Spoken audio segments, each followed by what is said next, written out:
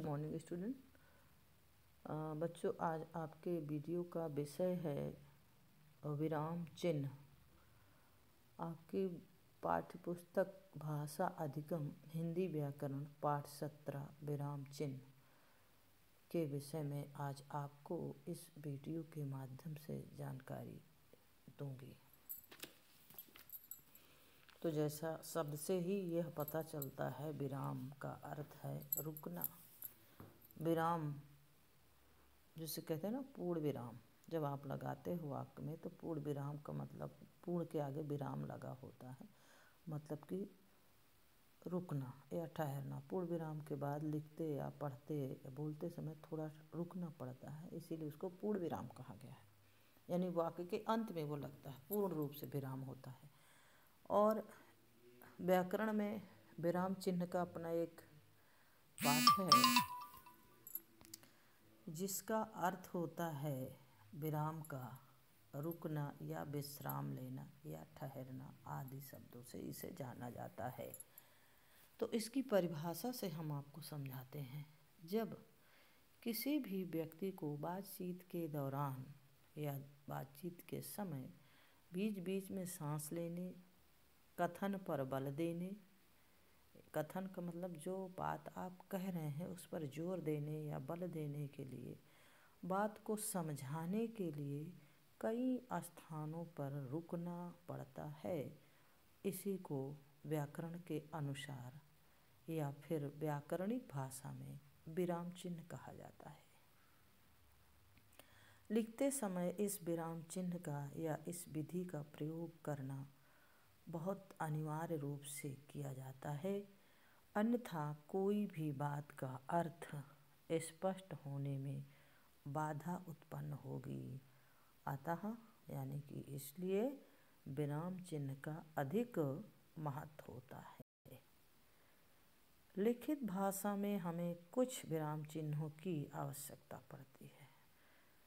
मुख्य रूप से इसकी आवश्यकता अधिक लिखित रूप में पड़ती है। जैसे भाषा के दो भेद हैं, मौखिक और लिखित। मौखिक में तो उतनी आवश्यकता की नहीं होती है, होती वहाँ भी है, लेकिन मुख्य रूप से लिखित भाषा में विराम चिन्हों का आवश्यकता पड़ती है, क्योंकि लिखित भाषा में बिना विराम चिन्हों के आप अपनी बात को स्पष्ट नहीं लिख पाएंगे या उसका अर्थ स्पष्ट नहीं होगा। इसलिए लिखित भाषा में इसका प्रयोग अनिवार्य रूप से किया जाता है। तो इन विराम चिन्हों के प्रयोग से भाषा में स्पष्टता आ जाती है, यानी वह स्पष्ट रूप से समझ में आने लगती है। जैसे इसमें उदाहरण के लिए यहाँ पर कुछ उदाहरण दिए हुए हैं, आपको इस स्क्रीन में दिख रहा है। उदाहरण है, रोको मत जाने दो। ध्यान से वाक्य को देखिए और सुनिए भी।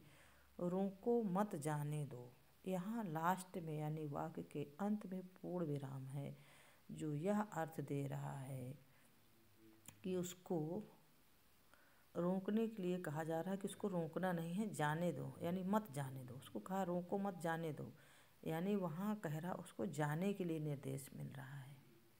कहा जा रहा कि उसको रोको मत, उसे जाने दो। किसी को भी कहा जा रहा रोको मत जाने दो, यानी वहाँ जाने का अर्थ दे रहा है। लेकिन उसी शब्दों को जब दूसरे वाक्य में प्रयोग किया गया तो कह रहे हैं यहाँ रोको के बाद क्या लगा है, कॉमा, जिसको आप अल्प विराम भी कहते हैं। अल्प माने थोड़े समय के लिए रुकना। तो जहाँ थोड़े समय के लिए रुका जाता है वहाँ उसको अल्प, अल्प का मतलब कम या थोड़ा, पूर्ण का मतलब अधिक, पूर्ण रूप से। तो रोको, रोको के बाद आपका अल्प विराम लगा हुआ है, जिसका मतलब यह है कि थोड़ा सा यहाँ रुकना है, ठहराव है। मत जाने, रोको मत जाने दो। अब यहाँ जहाँ ऊपर वाले का अर्थ ये था कि उसको जाने का संकेत मिल रहा है, वो यहाँ जो है रोकने का संकेत है, यानी उसे न जाने का संकेत मिल रहा है इस वाक्य से। यानी कहा गया है कि रोको मत जाने दो, यानी उसको न जाने दिया जाए, उसको रोकना है, ये अर्थ दे रहा। तीसरे वाक्य में यहाँ पे जस्ट दूसरे से उल्टा अर्थ देने लगता है, क्योंकि यहाँ सिर्फ अल्प विराम का प्रयोग यहाँ से रोको के बाद मत के साथ लगा। यानी देखिए शब्द वही है, सिर्फ विराम चिन्हों को उनका स्थान बदल देने से अर्थ में परिवर्तन आ जाए। अब यहाँ कहा रोको मत, जाने दो। अब रोको मत के बाद विराम चिन्ह लगा है, वहाँ थोड़ा रुका और वहाँ कह दिया जाने। दूसरे में कह रहा रोको मत जाने दो, यानी उसको रोकना है, जाने नहीं देना। लेकिन तीसरे वाक्य में उसी से उसका वाक्य का उल्टा अर्थ निकल, कह रहा रोको मत जाने दो। उसको कहा जा रहा है कि उसको रोकिए नहीं, उसको जाने दीजिए। हाँ, जाने देने का भाव है और वहाँ रोकने का भाव है।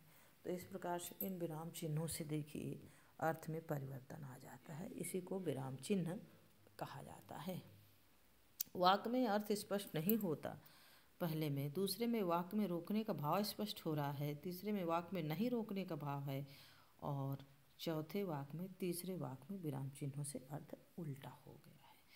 तो इस प्रकार से यहाँ आपको जो विराम चिन्ह हैं उनकी लिखित रूप में बहुत आवश्यकता होती है, क्योंकि इन्हीं विराम चिन्हों से भाषा में स्पष्टता आती है।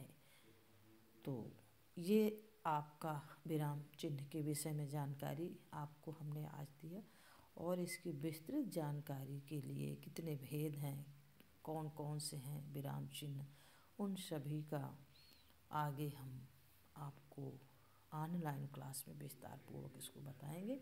तो इस वीडियो में बच्चों इतना ही। धन्यवाद।